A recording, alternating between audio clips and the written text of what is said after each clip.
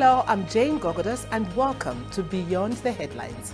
Coming up, 1 year on, we hear the story of a woman widowed by Cyclone Freddy. Memories of the 2023 Cyclone Freddy still haunt her. Harriet will live to remember how cruel the cyclone was after her husband and 3 children died after being washed away by floods.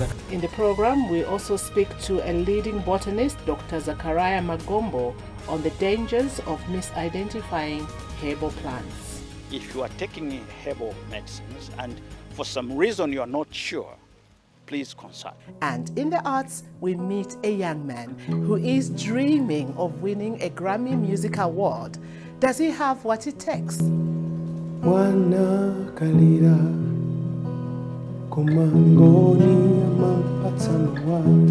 Once again, welcome to Beyond the Headlines. Around this time last year, the nation was in mourning. Cyclone Freddy had hit southern Malawi, leaving death and destruction in its trail. An estimated 700 people died and several thousands were rendered homeless and destitute. Charles Pensulo tells the story of a woman widowed by the cyclone. This is where 26-year-old Harriet Kologo lives. In a small, shady house with nobody but herself. She was a happily married woman with 3 children, a 10-year-old son and 2 daughters aged 8 and 3.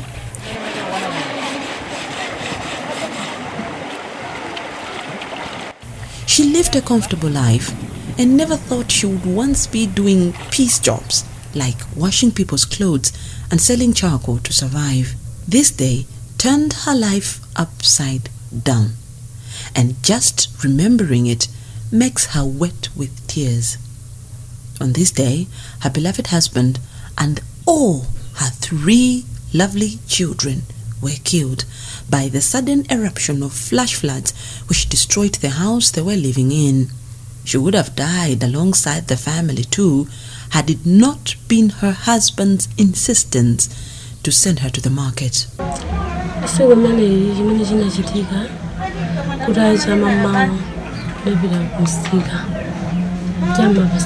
I didn't want to go considering the weather, but my husband insisted that I go to the market. On my way back from the market, I met people running away from the area. When I inquired what was happening, they informed me that they were running away from gushing waters. I learned that houses have been flattened by the water and rocks that came tumbling down from the mountain top. Unfortunately, our house was on the path of the fierce water. My husband and my 3 children were gone, washed away or buried in the rubble.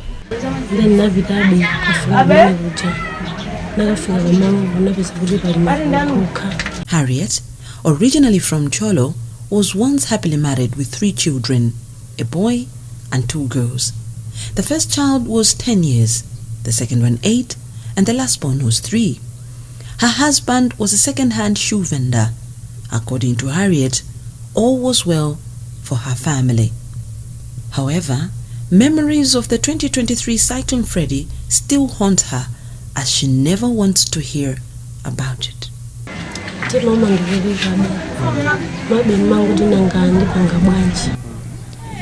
Harriet will live to remember how cruel the cyclone was after her husband and 3 children died after being washed away by floods, leaving her alone as if she is barren.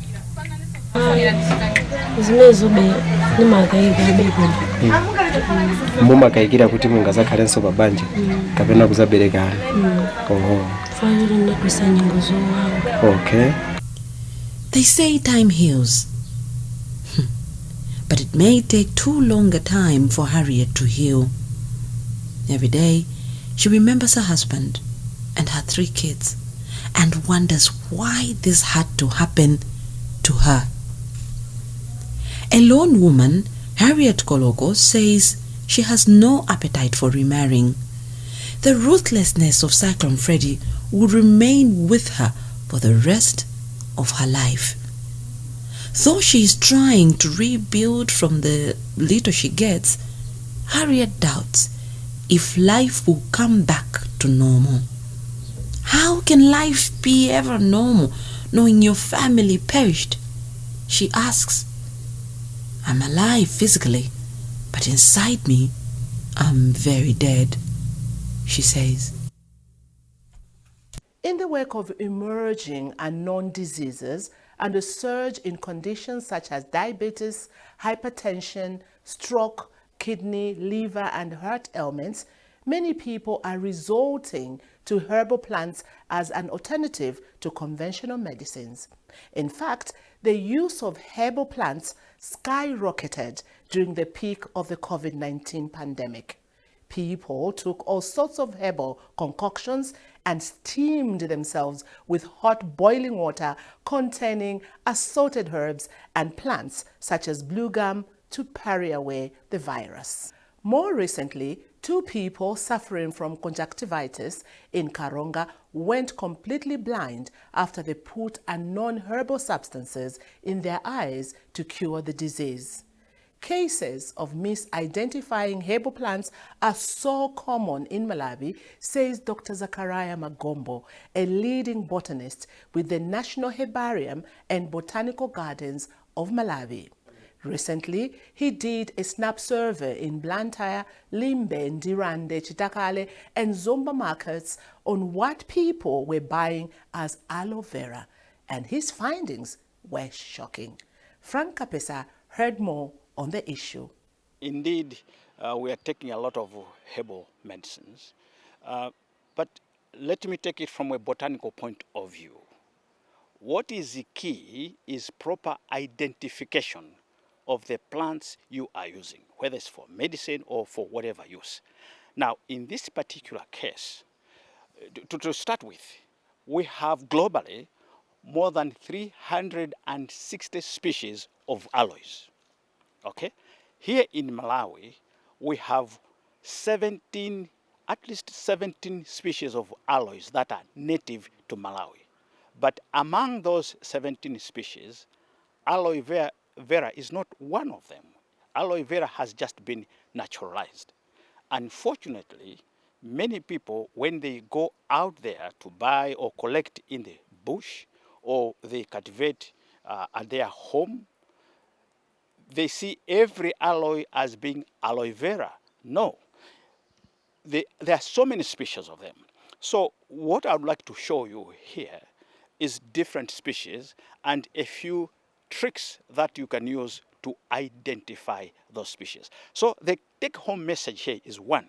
If, for example, you say, I want to take aloe vera for medical purposes, our duty is to make sure that you take the proper aloe vera and not a different species. Let me start with what we have here. We have aloe zebrina. You can see zebrina because of the zebra-like spots. If you look on the upper side, you have those spots. You also have the same spots on the underside. The next one is aloe swinetonia. When you look on the upper side, the upper surface of the leaves, it looks like aloe zebrina. But if you look on the underside, there are no spots. So to untrain the eye, if he goes out in the field, instead of collecting aloe zebrina, he can, by mistake, collect aloe swinetonia. And these are different species with different chemical composition. And taking them, they've got consequences for that. Yes, and I think a good example I can give you is that one of the uses for aloe vera is that when someone has got diarrhea, people say, okay, take aloe vera so that the diarrhea stops. But there is another species of aloes, aloe shabodia, which is this one here. This one will open your stomach.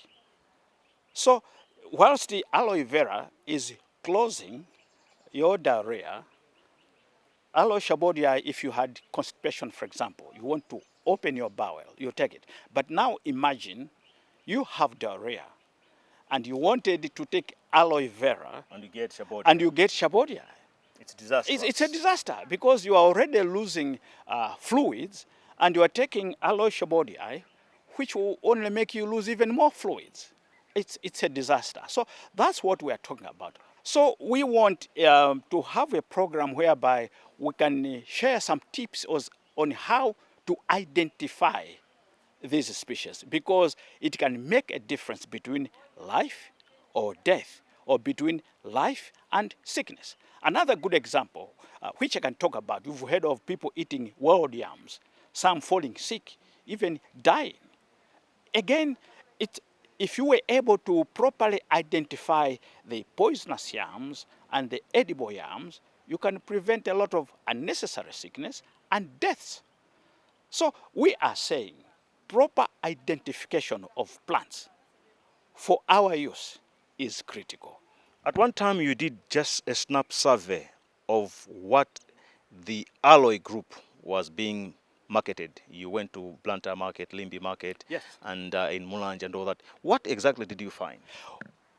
we went to, because we've had so many stories, and so we decided to go to Blantyre Market. We found 3 dealers, and we asked each one of them to say, I'm looking for aloe vera, fresh aloe vera. I want to use it so that I can feed it to my chickens so that they don't die. Now, I can tell you, each dealer had a different aloe. Then we went to Chitakale Market. What he told us as aloe vera, it was actually aloe zebrina. And went to Ndirande Market. We found aloe arborescens, and it was being sold to us as aloe vera. And we came here in Zomba Market. We also found 2 different dealers. None of the dealers in Zomba Market, Ndirande, Blantyre Market, and Chitakale Market, none of them had the proper aloe vera. Yet they are selling these products as aloe vera. This is what we are saying.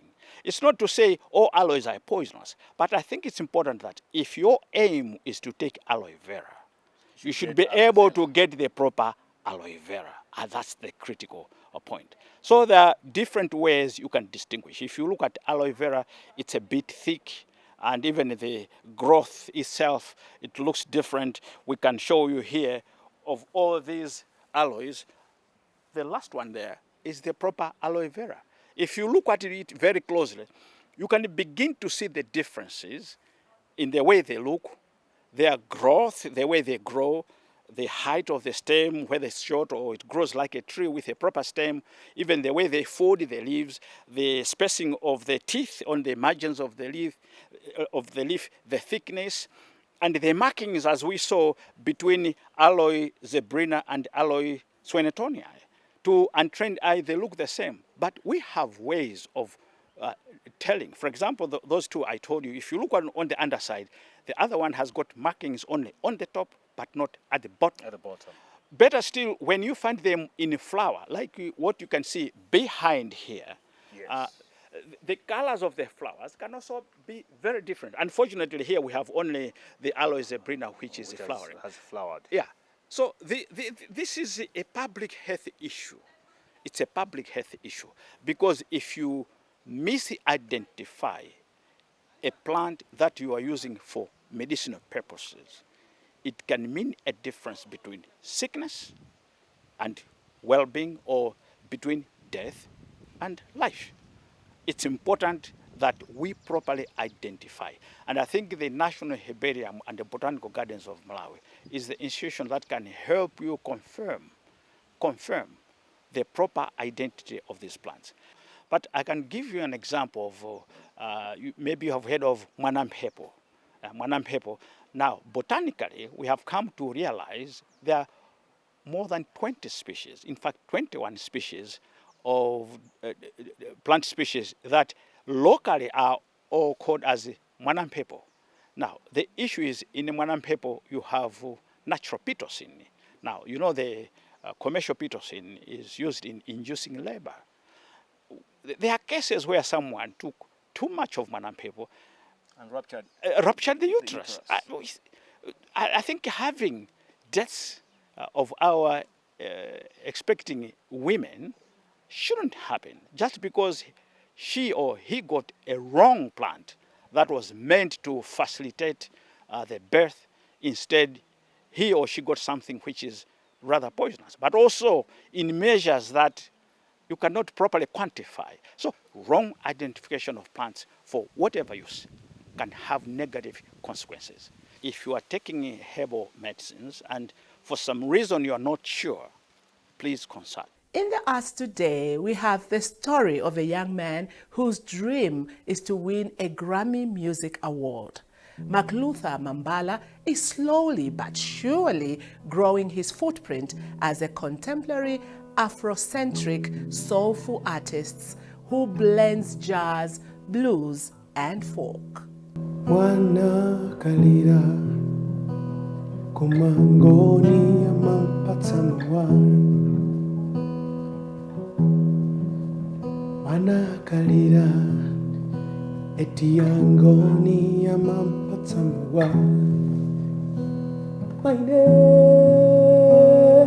kuliranga angoni amampata mwana. Kutimai wake apange malonda. 28-year-old McLuther Mambala is a young man on a music mission bigger than himself. He dreams of winning a Grammy, one of the world's most prestigious music awards. As an artist, he is into soulful contemporary Afrocentric music, which he blends with jazz and blues. His music is largely influenced by family and church.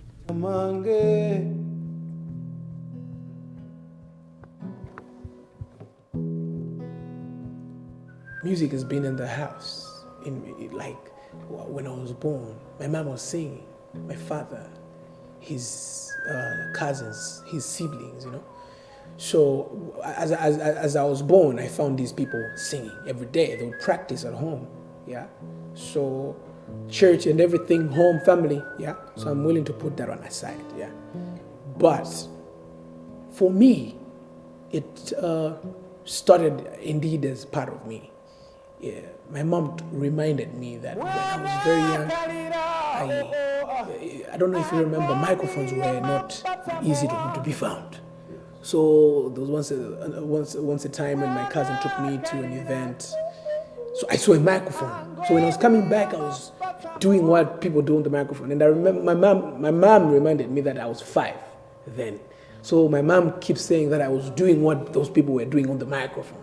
You know, what you know, the jazz man, someone is playing guitar. So I was imitating whatever was done wherever I went. I wouldn't remember. It could be French culture because my cousins used to take me French culture and other places where you find that there are shows. So yeah, but fast forward, I became a commercial or established artist after I won Sunbird Search for a Star e-wallet in 2014. That's when I was like, oh no, it's no longer a church thing. It's no longer just family thing. Yeah, because my music was actually influenced with family and church. Yeah, that's why you see back in the days I have written a lot of gospel songs. Yeah, because of where I'm coming from. Season I am believe, season I am believe, easy. Adi kuimba wawa, kuimba bimba ku. The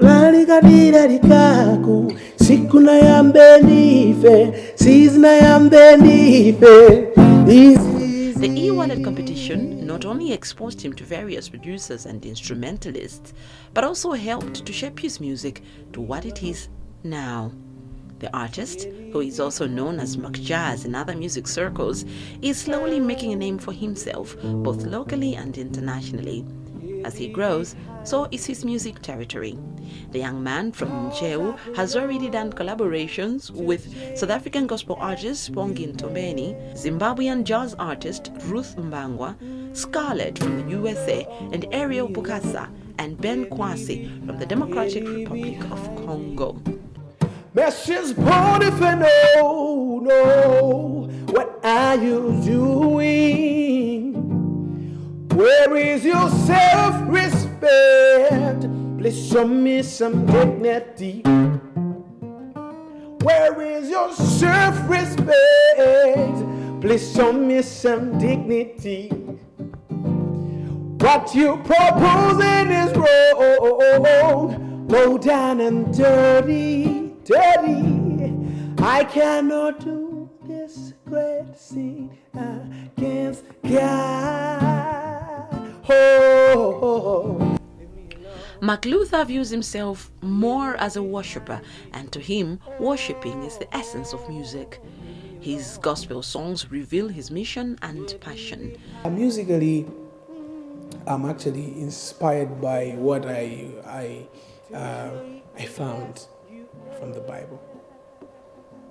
I've got so many verses that I've found in the Bible that talk about music. It's amazing. The devil would sing a lot of voices on his own before he was the devil. When he was Lucifer, right? And you see that the angels, they just sing, Oera, Oera, to the Most High. And angels sing. And every time we talk about singing, angelic voices. So when I just think of all those things, I get inspired that these creatures with 6 wings, they sing. How do they sing? And if everything if in the Bible, it's all about music. There was a time the wall of Jericho collapsed because of music. People played trumpet. So yeah, I'm inspired by God's word when it comes to music. Master Jesus,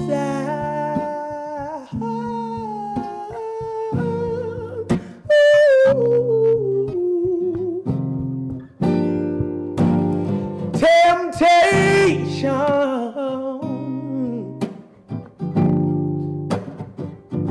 she's coming to get you.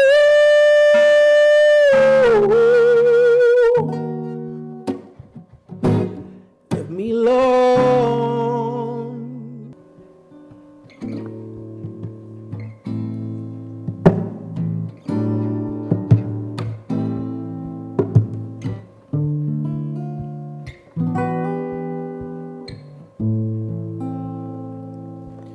You can play seek and hide with the most unseen eye.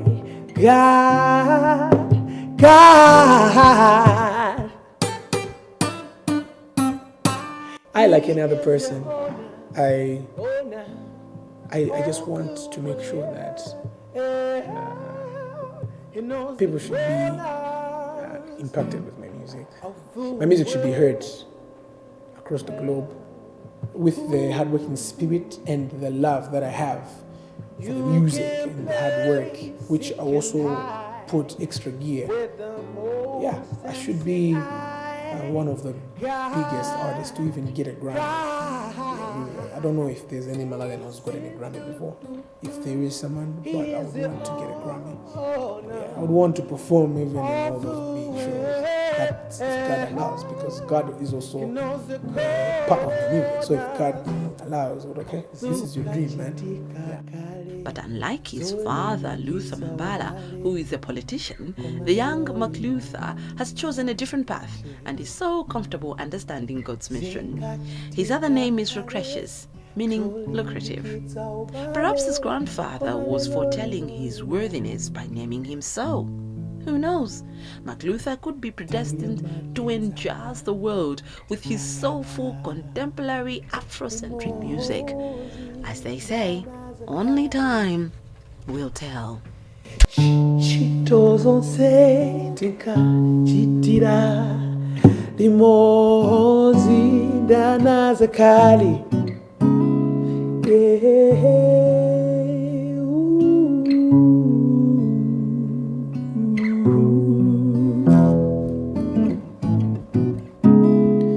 Zinkachitika kale zolimbikitsa obale komalero aliyense dwache dwache. Zinkachitika kale zolimbikitsa obale komalero dwache dwache.